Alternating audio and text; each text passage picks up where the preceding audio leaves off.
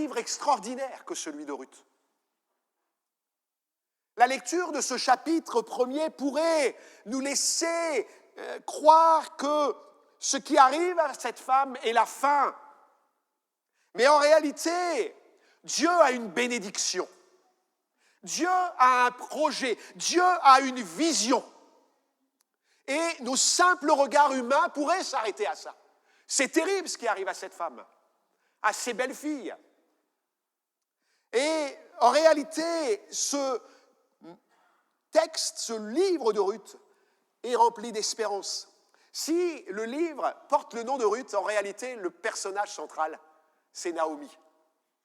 C'est Naomi. Ruth ne sera avec Boaz qu'un élément, qu'un instrument de bénédiction. Mais elle sera porteuse d'espoir pour Naomi.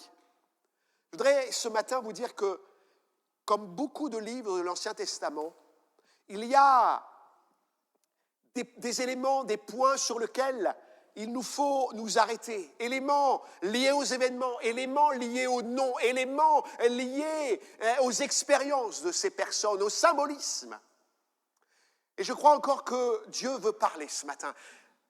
J'ai passé un excellent moment dans la louange. Alléluia. Merci l'équipe. Je crois que Dieu prépare les terrains.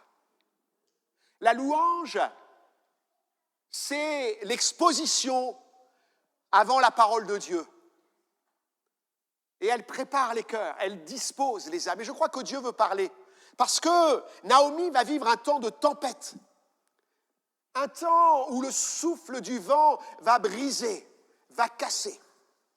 Alors j'ai noté dans ce premier chapitre un élément clé que nous retrouvons à 4 reprises. Vous savez quel est-il ? C'est Bethléem. Vous savez ce que veut dire Baït Lerem ? La maison du pain. Bethléem, la maison du pain. Et il me semble que Dieu, dans cette parole-là du premier chapitre de Ruth, va montrer un avant et un après. Un départ de la maison du pain et un retour à la maison du pain. Et il me semble que dans nos vies, il peut y avoir des départs de la maison du pain, mais aussi des retours à la maison du pain. La section qui exprime ce départ est brève. Elle est riche d'informations et intense en émotions. Ce sont les 5 premiers versets. La période dans laquelle vivait Naomi était une période trouble, dont le contexte politique était difficile, où il y avait des complications. C'était, le texte nous le dit, du temps des juges, du temps où les chefs étaient juges. Et cette période était compliquée sur le plan religieux. Les divinités étrangères étaient préférées à Dieu dans le pays d'Israël. Le chaos politique était présent, il n'y avait personne pour gouverner. Des hommes se levaient, remplis de l'esprit pour appliquer la parole. Et puis, il est dit que même les ennemis étaient aux frontières du pays. C'était un contexte particulier pour Ruth et sa famille. La Bible décrit ce livre des Juges par cet verset que j'ai pris, chacun faisait ce qui lui semblait bon. Et dans ce contexte-là, Naomi et sa famille va vivre une famine. La famine, c'est l'élément déclencheur. Vous savez, quand on quitte la maison du pain, et c'est tout un symbolisme, la maison du pain, c'est la maison où Dieu réside. C'est le lieu où il y a la nourriture, où il y a l'abondance. L'érem veut dire abondance, richesse. Et dans ce temps-là, cette famille va avoir comme, permettez-moi de m'exprimer ainsi, un ras-le-bol. Ça vous est jamais arrivé d'avoir ras-le-bol?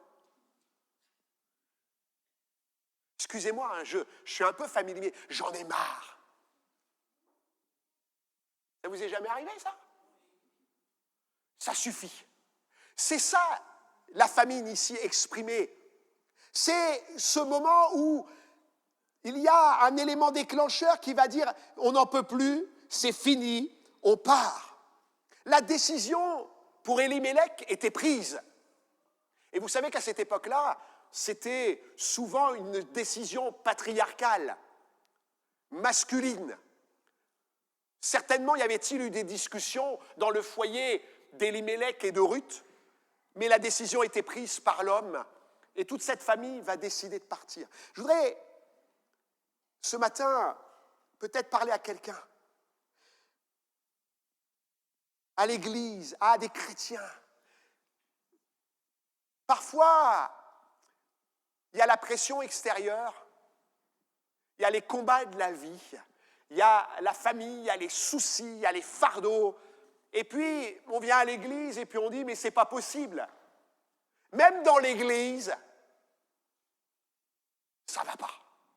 Même dans l'église, je sens la famine. Même dans l'église, il y a des luttes, il y a des pressions. C'est comme s'il y avait une sorte de famine dans la maison du pain.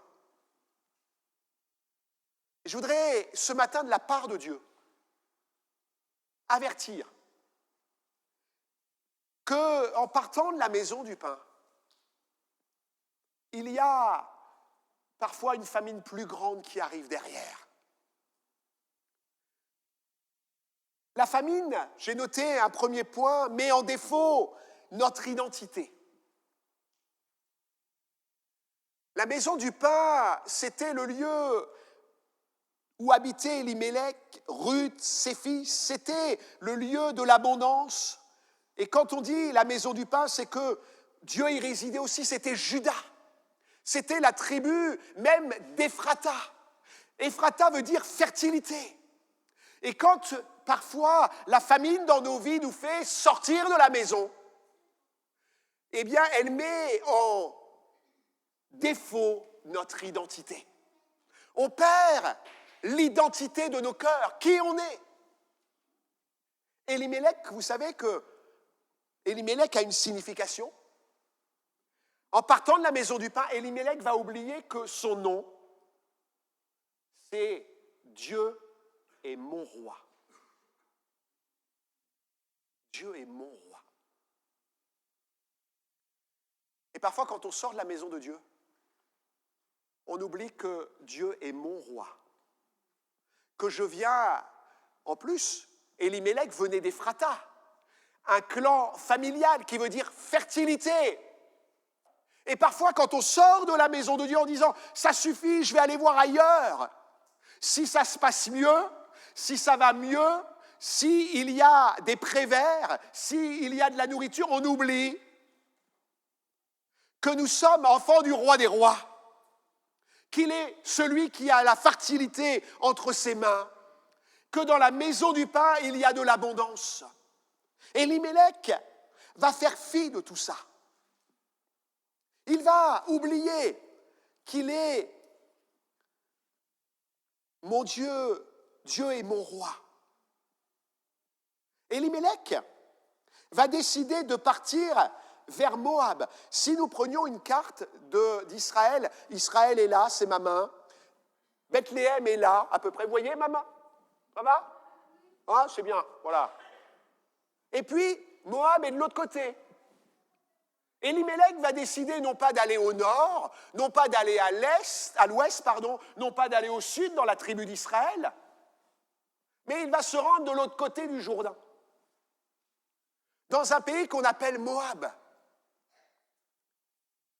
Il va perdre à défaut son identité. Moab n'était pas une tribu spécialement ennemie d'Israël.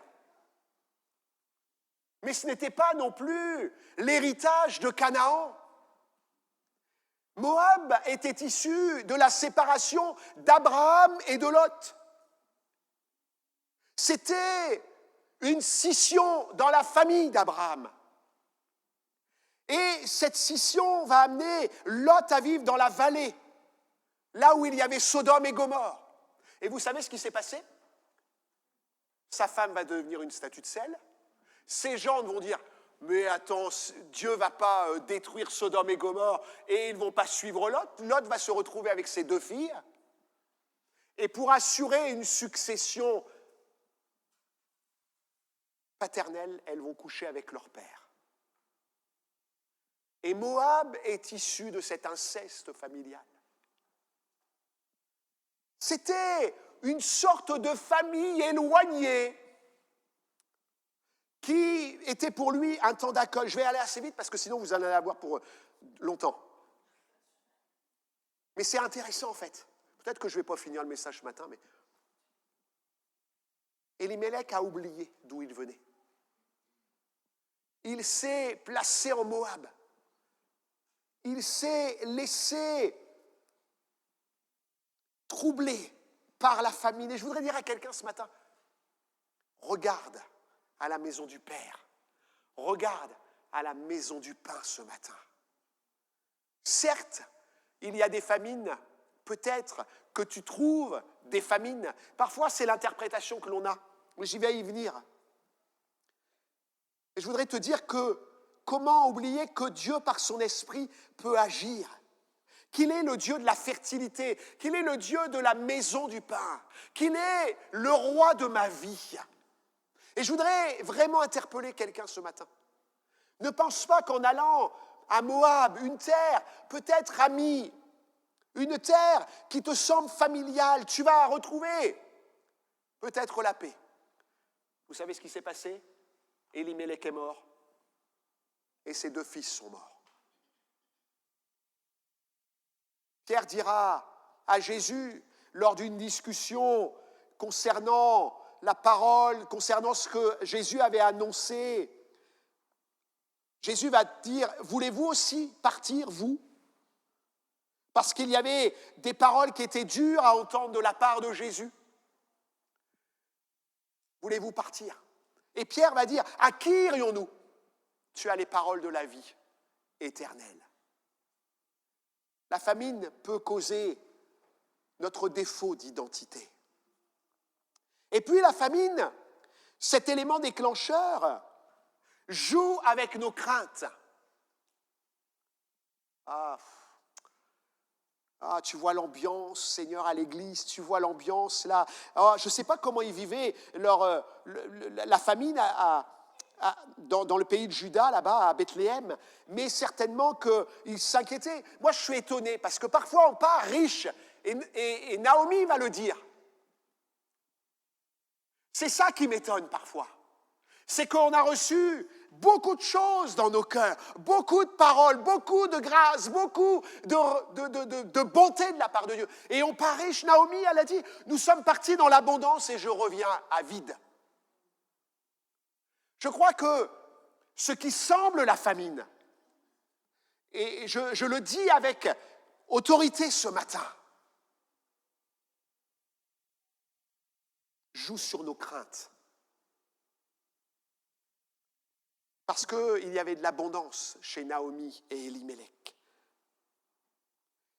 Je crois que Naomi et Elimelech vont craindre pour leurs enfants.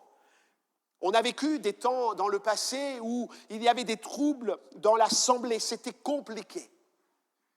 Et on voyait autour de nous des frères et des sœurs de notre génération qui vont décider de quitter l'assemblée, non pas qu'ils ne l'aimaient pas, mais parce que dans leur cœur naissaient des craintes par rapport à l'avenir de leurs enfants. Ça se voit des fois, ça. Oh, moi, je ne reste pas là parce que je ne sais pas ce qu'il va y avoir pour mes ados. Voilà, pour les jeunes, pour les enfants. Puis on n'arrive pas à avoir des activités. Je suis un peu rentre-dedans ce matin. Et je crois que l'ennemi de nos âmes joue sur la famine. Vous savez, Elimelech et Naomi vont craindre pour leurs enfants Machlon et Kilion. J'essaie de bien faire la prononciation. La famine, elle peut être d'ordre matériel. C'était un peu le cas dans ce chapitre-là, mais il y a une notion spirituelle dans tout ça. Mais elle peut être aussi morale. Et certainement qu'Elimelech et Naomi étaient garants de la sécurité de leurs enfants. D'ailleurs, leurs enfants avaient comme une signification. Machlon signifie malade, maladie. Kilion signifie fragile, languissant. Et peut-être que les parents se sont inquiétés sur l'avenir de leurs enfants. Ah, il est malingre, il est malade, il est fragile. Il faut peut-être qu'on le protège. Je crois que la maison du pain est capable de protéger tes enfants. Dans la maison du pain, ce que tu estimes la famine n'est certainement pas celle qui peut troubler la vie de tes enfants. Et parfois, la famine peut être aussi une excuse pour partir, pour décider de s'éloigner pour un temps. Se rendre à Moab n'a pas permis une longévité plus grande pour Machlon et Kilion. Job a dit ceci: « Ce que je crains, c'est ce qui m'arrive. Ce que je redoute, c'est ce qui m'atteint. » Une autre version a dit ceci: « Tout ce que je redoute, c'est cela qui m'arrive. Les maux que je craignais ont tous fondu sur moi. » Vous savez, le malin va aller dans nos pensées, dans nos paroles, dans nos réactions, pas dans nos pensées, mais dans nos paroles, dans nos réactions. Et il va voir ce que l'on décide. Et il va tout mettre en œuvre pour ce que nous craignons, finalement arrive et se réalise. Combien de départs à cause de soi-disant famine, manque d'amour, oh manque d'amour. Vous n'avez pas entendu ça, hein, jamais. Hein. Moi, je n'ai jamais entendu non plus. Hein. Jamais entendu. Manque d'amour, manque d'activité, manque de ceci, manque de cela. Il y a des famines parfois. Mais on risque de se perdre. Et beaucoup ont causé des morts spirituelles. Tant que la famine n'est pas celle de la parole, de la grâce, du pardon, de la miséricorde. L'auteur aux Hébreux dira: n'abandonnez pas votre assurance, à laquelle est attachée une grande rémunération. Et plus loin, il dira: nous ne sommes pas de ceux qui se retirent pour se perdre, mais de ceux qui ont foi pour sauver leur âme. Et Elimelech, mon roi et Dieu, mon Dieu et mon roi, aurait dû réagir. Aurait dû dire: je crois que même en Juda, Dieu est capable de donner à manger. Dieu en Juda est capable de prendre soin de nous. Dieu est capable de bénir nos enfants. Et puis, j'ai noté que la famine voile le temps qui passe. Ils sont partis à Moab pour un séjour, hein, la Bible dit. Et un séjour, c'est quelques jours. C'est une période déterminée. La famine nous voile le temps qui passe et détache notre regard de la maison du pain. Le passage dit qu'Elimelech et sa famille étaient partis pour un séjour, un temps court. Le terme hébreu, c'est trouver l'hospitalité pour une période. Parfois, on a besoin de partir pour se préserver. Ça fait du bien des fois, parce qu'il y a un temps difficile. Et on l'a vécu aussi avec des frères et sœurs qui pour un temps sont partis, parce qu'ils avaient besoin de se protéger, de garder la foi. Je crois que Naomi a gardé la foi. Parce que sa belle-fille s'est attachée à la foi de sa belle-mère. On peut prendre du recul. On peut prendre une distance. Mais c'est un court séjour. Ce n'est pas 10 ans de sa vie. Parce que c'est ce qui va se passer. Elimelech va mourir. Les fils vont trouver des épouses. Et il est dit que la durée de leur temps va être de 10 années. 10 années loin de la maison du pain. 10 années où finalement Elimelech est mort, les enfants sont morts et Naomi se retrouve seule. Je crois que dans la maison du pain, il y a la grâce, il y a la bénédiction. Elle va perdre de vue jusqu'au moment où elle apprit au pays de Moab que l'Éternel avait visité son peuple et lui avait donné du pain. Je crois, en faisant la lecture, en repassant le texte, en priant, en écoutant ce que Dieu avait à dire, je crois que la période de famine de Juda n'a pas été excessivement longue. J'ai trouvé que les gens de Juda avaient retrouvé une activité, avaient retrouvé une sorte de frénésie dans la ville de Bethléem. Les femmes étaient là ensemble pour accueillir Naomi. Vous ne trouvez pas que parfois le diable nous voile les choses et nous fait simplement percevoir une réalité qui n'est pas vraie, parce qu'il est le père du mensonge et menteur lui-même. Naomi apprit que Dieu avait visité son peuple et lui avait donné du pain. Je crois que quand on est loin de la maison du pain, nos regards sont sur les activités de la vie, sur les problématiques de la vie, sur la vie familiale, sur les combats, sur les luttes, sur ce qu'il y a pour intérêt pour nous, les attaches de la vie, la routine. Et le diable n'avait pas intérêt que Naomi et sa famille sachent qu'il y avait du pain. Paul a prié pour Éphèse, qu'il illumine les yeux de votre cœur pour que vous sachiez quelle est l'espérance qui s'attache à son appel. Je voudrais dire à quelqu'un ce matin, peut-être qu'il y a une prévision de départ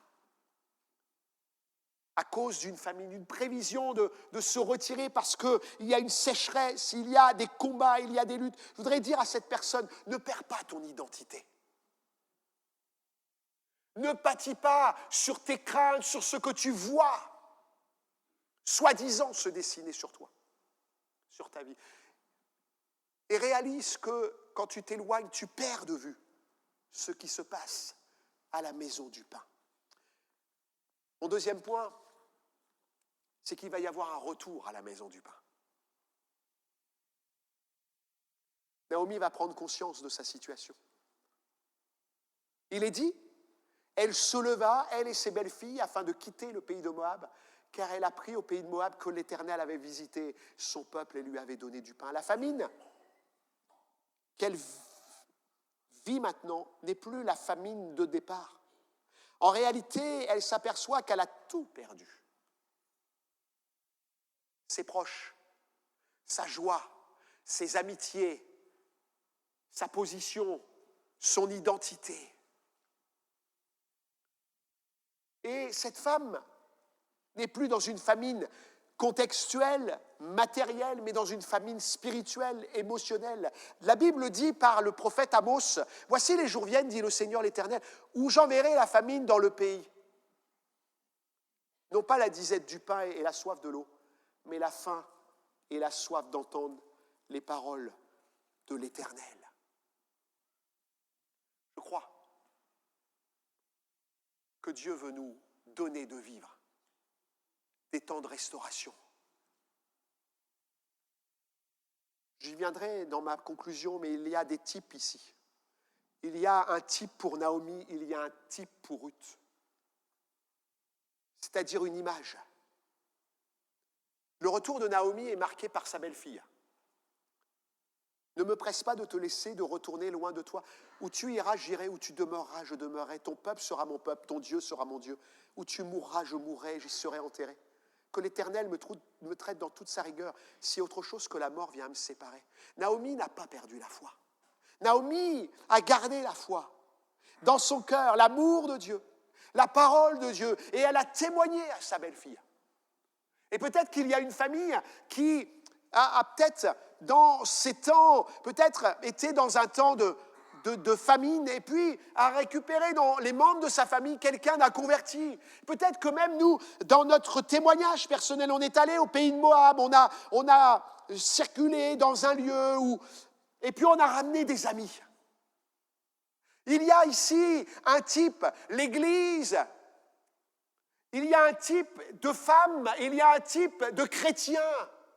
Ceux qui, d'un côté, vont aller un peu en arrière parce que ça ne va pas bien, parce qu'ils se cherchent, et qui vont malgré tout garder la foi et amener des âmes. Naomi est brisée, mais Ruth a découvert un Dieu, son Dieu. Et elle va être comme un soutien. Parce que le retour de la maison du pain se fait dans l'amitié. Quelqu'un revient-il loin de la foi ce matin? C'est l'amitié qui le fait revenir. Quand quelqu'un a péché dans une église, quand quelqu'un s'est retiré pour un temps, c'est l'amitié d'un frère et d'une sœur qui le fait revenir. C'est l'amitié d'un couple qui le fait revenir. C'est l'amitié de l'Église qui le fait revenir. C'est l'amitié des chrétiens qui le maintient. Ruth signifie amitié, ami, réconfort. Naomi n'a plus que ses belles-filles. Orpa et Ruth, la première, va la quitter. Ce ne sont pas tant les paroles de Naomi qui vont la pousser que sa nature. Orpa signifie nuque. Orpa signifie derrière de la tête. Orpa signifie résistance. Signifie raideur. Pour revenir à la maison du pain, ce n'est pas ceux qui me tournent le dos qui vont m'aider à y retourner. Ce ne sont pas ceux qui se retournent devant moi qui vont m'aider à y retourner. Mais c'est Ruth, celle dont le nom signifie amitié, ami, réconfort. Le sage a dit, l'ami aime en tout temps. Et dans le malheur, il se montre un frère. Il y a dans le texte, ce chapitre 1er de Ruth, des images fortes. Il y a l'Église qui s'est refroidie, qui s'est retournée et qui a laissé Dieu pour un temps. Il y a des famines dans l'histoire de l'Église parfois. Et elle lâche du terrain. C'est Naomi. Et puis, il y a l'Église nouvelle, Ruth, qui va au contact de cette Église, un peu refroidie, va naître et va cheminer. Et il me semble que pour des chrétiens ou pour une Église, il y a un renouveau parfois avec des âmes nouvelles, avec une attention, une amitié nouvelle, comme pour quelqu'un qui se retrouvait éloigné ce matin. Soyons de ceux qui accompagnons, qui aimons. Il faut connaître la souffrance des autres. Vous savez, moi j'ai été surpris, j'ai visité des gens, je tairai le nom ce matin. Vous savez ce que Dieu nous appelle à faire? À aimer. À aimer. Je suis allé visiter des gens il y a quelque temps, je ne connaissais pas, leur histoire, Je crois que Dieu est capable d'aimer plus que nous. Parfois, vous savez quoi, on met une croix sur les gens.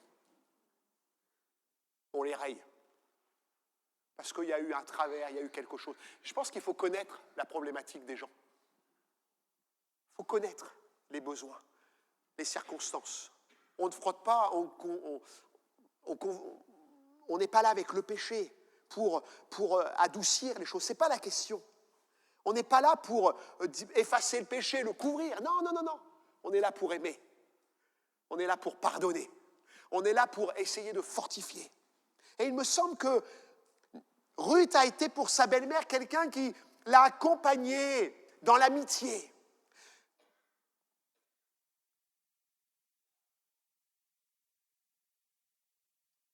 Notre texte nous dit que quand elles vont rentrer dans Bethléem, dans la maison du pain à nouveau, c'est pas facile de retrouver l'église.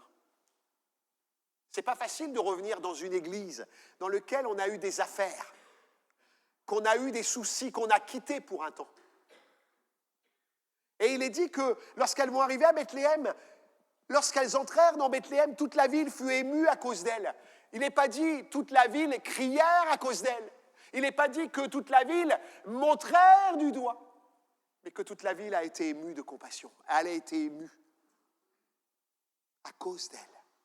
Le bruit ému, c'est qu'elles vont reconnaître Naomi. L'émotion était grande. La Bible dit, et c'est Jésus qui le dit, il y aura plus de joie dans le ciel pour un seul pécheur qui se repent que pour 99 justes qui n'ont pas besoin de repentance.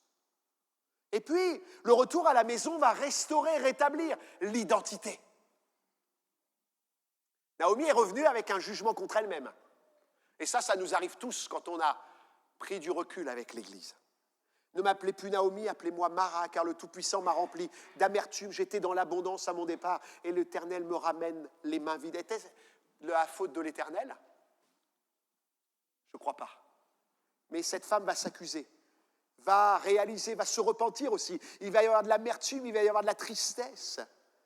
Mais les habitants n'ont pas ce jugement pour eux, pour Naomi et Naomi. Est-ce que nous avons ce même regard avec quelqu'un qui revient de l'extérieur? Certes, on prend du temps pour réinstaurer. Les femmes disaient, est-ce là Naomi? Il est vrai que Naomi avait tout perdu dans son départ, mais elle n'avait pas perdu l'amour de Dieu. Et je crois que ce matin, Dieu nous dit, et Dieu dit à quelqu'un, Dieu t'aime. Quel que soit ton passé, quel que soit ton parcours, quel que soit... C'est pareil, hier on a appris dans des discussions, on était de mariage hier, et on a appris que quelqu'un que l'on connaissait d'années en arrière, d'une trentaine d'années en arrière, avait quitté l'Église, mais que dernièrement il s'était engagé à l'âge de 40 ans. Dieu nous aime. Il y a la maison du pain, il y a l'abondance, il y a la grâce, il y a la restauration. Elle n'avait pas perdu l'amour de Dieu.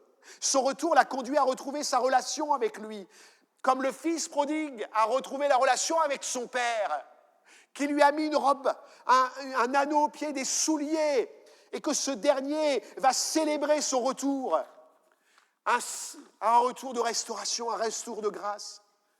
Son cœur était humilié, brisé, mais Dieu avait prévu du renouveau. Je crois, mes amis, Dieu est bon. On l'a chanté. Que personne ne se laisse accuser ce matin par le malin qui voudrait nous dire « c'est pas la peine de revenir.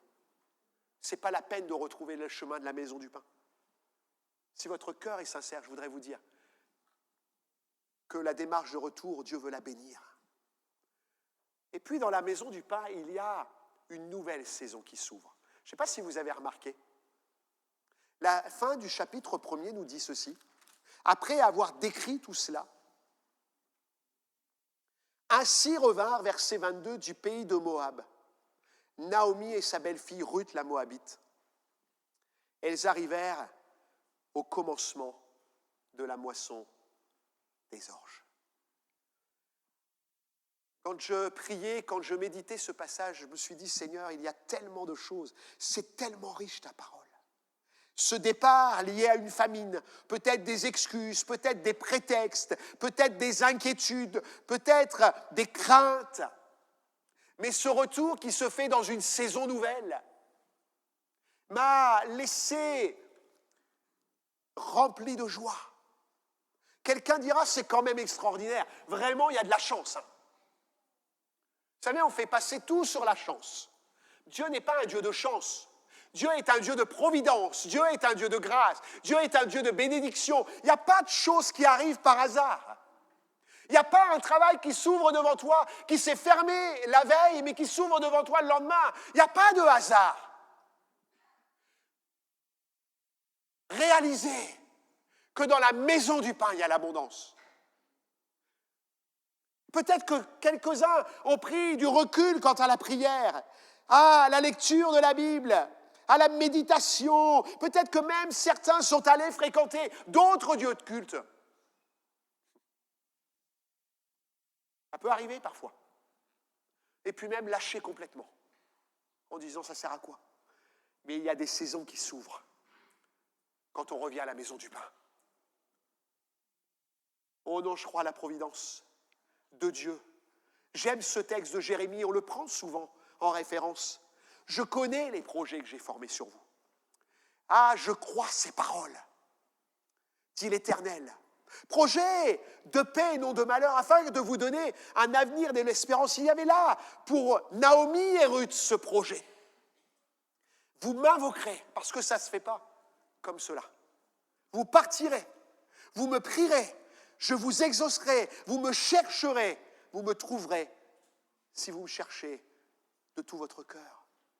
Naomi était rentrée dans une famine plus que matérielle, une famine spirituelle, une famine morale, une famine qui allait au-delà pour revenir dans le pays de la maison du pain. L'orge qui est annoncée ici n'est-elle pas la matière première du pain? Vous savez que Ruth, le livre de Ruth va ouvrir sur une perspective extraordinaire. Mais j'y reviendrai. Jésus dira, je suis le pain de vie. Celui qui vient à moi n'aura jamais faim. Celui qui croit en moi n'aura jamais soif. Il y a ici un symbole de renouveau pour ces deux femmes. Naomi va être spectatrice de la providence de Dieu au travers de Ruth. Je m'arrête là ce matin. Dans mon cœur, j'ai cette certitude qu'il y a des Naomi et des Ruth au milieu de nous ce matin. Il y a des chrétiens qui ont pris du recul, qui sont prêts peut-être à dire « moi je vais partir parce qu'il y a de la famine, parce que ça ne va pas, parce que ceci, parce que cela ». Vous savez, Dieu parle tantôt d'une manière, tantôt d'une autre, mais il sait ce qu'il y a dans nos cœurs. Et puis je crois qu'il y a des Ruth, des gens qui ont connu des chrétiens, qui ont vu leur vie, malgré peut-être des écarts, mais qui ont dit, je crois qu'il y a la vérité ici. Je crois qu'il y a la maison du pain, je crois qu'il y a un Dieu qui est fertile, qui donne de la puissance, de la joie. Vous savez, l'Église, elle est faite de Naomi, de Ruth. Il y a des famines qui peuvent nous conduire à nous éloigner pour un temps de la maison du pain, mais il y a aussi des retours bénis. Je crois qu'il y a des saisons qui sont prêtes à s'ouvrir. Il y a des amitiés profondes aussi qui permettent la restauration.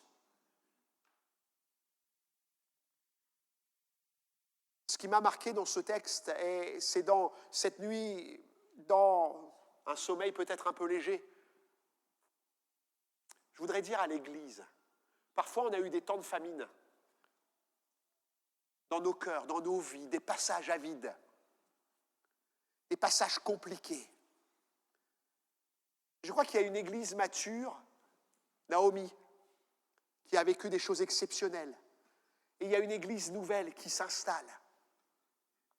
Des amitiés se lient. Des amours fraternels qui s'établissent. Là où tu iras, j'irai. Là où tu demeureras, je demeurerai. Là où c'est ton Dieu, ce sera mon Dieu. Et je crois que cette parole, je la garde sur mon cœur. Mais il y a une nouvelle saison. Avons-nous perdu sur le chemin de la vie des biens, des temps difficiles? Je crois qu'il y a une vie nouvelle, une saison nouvelle. Les types que représentent Naomi et Ruth, c'est l'Église de l'Ancienne Alliance, l'Église de la Nouvelle Alliance. C'est l'image qui est là. Et on sait que de l'Église de l'Ancienne Alliance et de la Nouvelle Alliance va naître un sauveur, un libérateur. D'ailleurs, Ruth et Boaz vont se marier. Vous le savez? Je vous l'annonce. Hein. On n'est pas invités, c'est passé déjà. Mais ils vont avoir un enfant, Obed, qui va être l'ascendant de David. Et David va être l'ascendant de Jésus-Christ. Et il me semble que ce matin, le livre de Ruth nous dit, dans la maison du pain, il y a le salut. Dans la maison du pain, il y a la restauration. Dans la maison du pain, il y a la paix. Dans la maison du pain, il y a de l'amitié. Dans la maison du pain, il y a des grâces renouvelées. Alors ce matin, que nous puissions garder ce texte. Alors j'ai devancé peut-être une suite de prédications, mais je crois qu'il y a dans ce texte ce départ de la maison de Bethléem. Gardons ces messages en tête. Et le retour, je crois que Dieu nous redonne des identités quand nous revenons à la maison de Dieu, dans la maison du pain. Et que chacun puisse peut-être se dire, moi je suis où?